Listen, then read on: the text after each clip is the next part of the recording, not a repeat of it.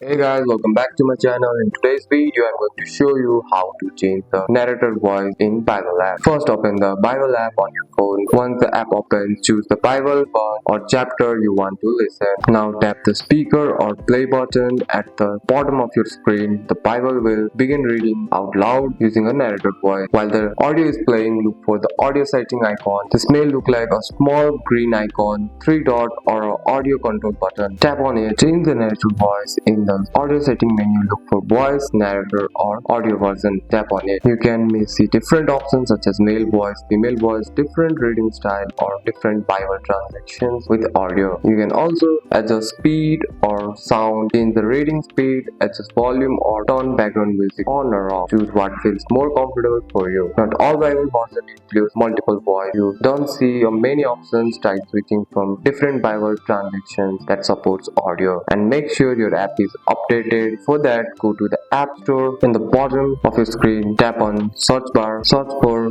Bible. Sure your app is up to date. And that's it. That's all for today's video, guys. If you found this video helpful, drop a like and subscribe for more videos. Thanks for watching. See you in the next one.